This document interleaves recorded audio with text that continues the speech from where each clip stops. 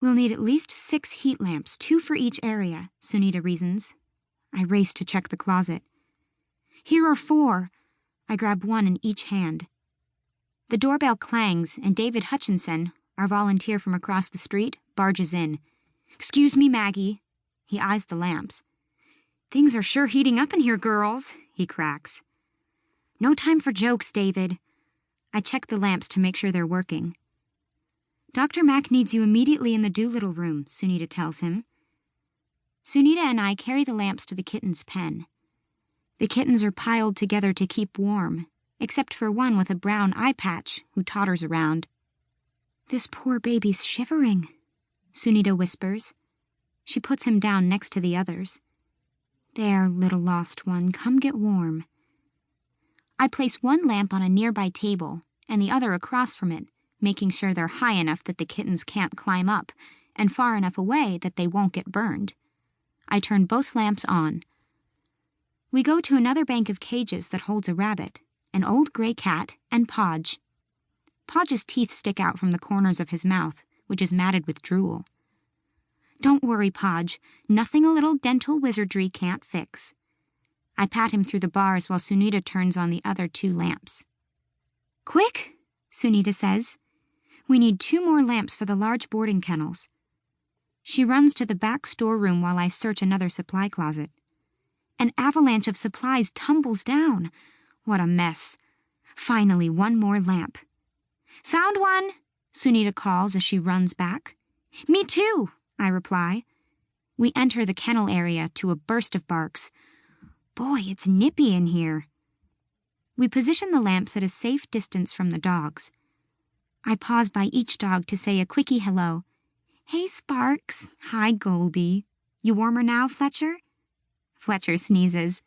I pat his floppy spaniel ears. "Got to run. There's a really sick greyhound. See you later." He cocks his head and looks at me with pleading eyes.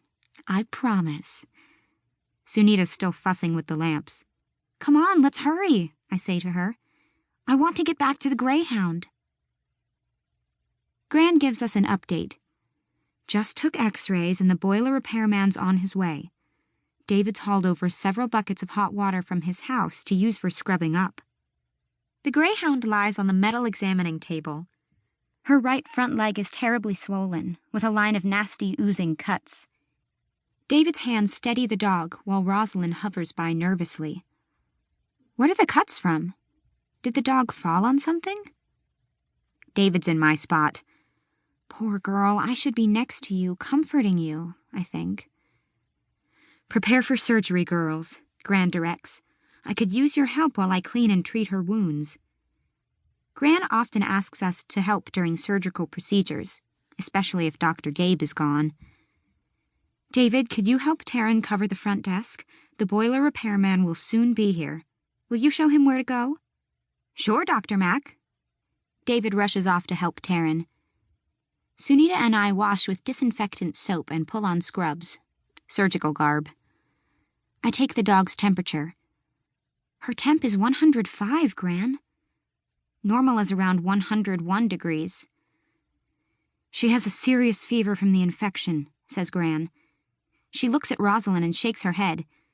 "It may be too late to help her." I know what Gran is thinking.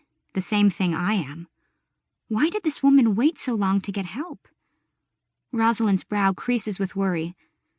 "I thought I could heal the cuts on my own with antibiotic ointment and gauze. I didn't know it would get this bad."